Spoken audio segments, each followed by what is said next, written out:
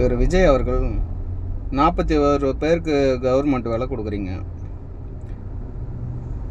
41 பேருக்கு கவர்மெண்ட் வேலை நீங்கள் எப்படி கொடுப்பீங்க?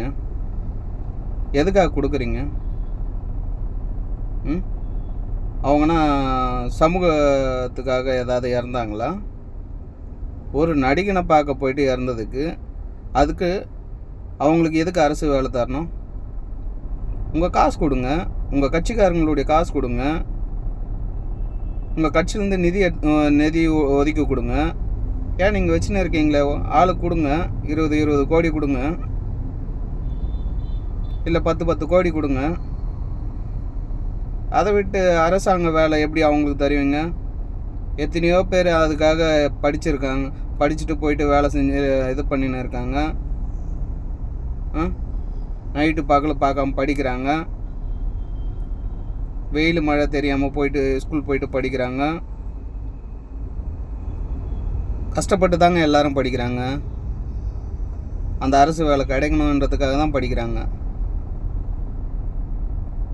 அவங்களுக்கெல்லாம் கிடைக்காத அந்த அரசாங்க வேலை 41 பேருக்கு எப்படி தருவீங்க?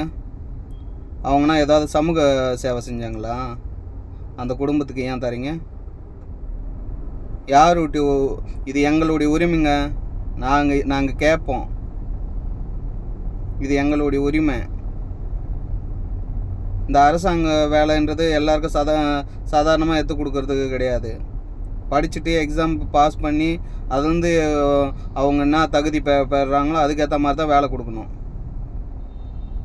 உங்கள் இஷ்டத்துக்கு நீங்கன்னா ஏற்கனவே உங்கள் படம் தயாரித்தவருக்கு ஒரு அரசாங்க பணி கொடுத்துருக்கீங்க. நீங்கள் தான் சொன்னீங்க யார் வீட்டுக்கு எடுத்து உங்களுடைய ஸ்வீட் செய்கிறீங்க அப்படின்னு கேட்டீங்க. இப்போ நீங்கள் பொங்கல் பூரி எல்லாமே சுட்டு தள்ளுறீங்களாங்காட்டி அதில் அறிவில்லை.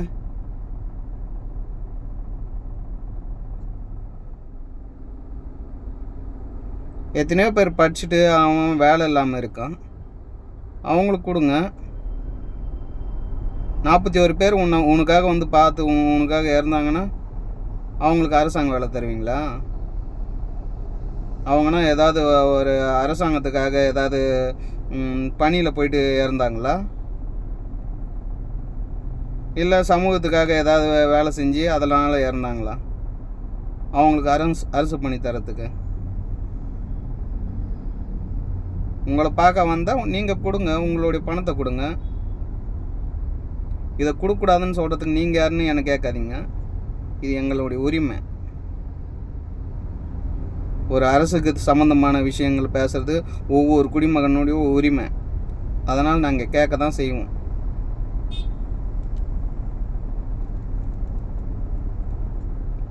இந்த போக்கு இன்னும் எவ்வளோ நாள் நீடிக்குன்னு தெரியாது.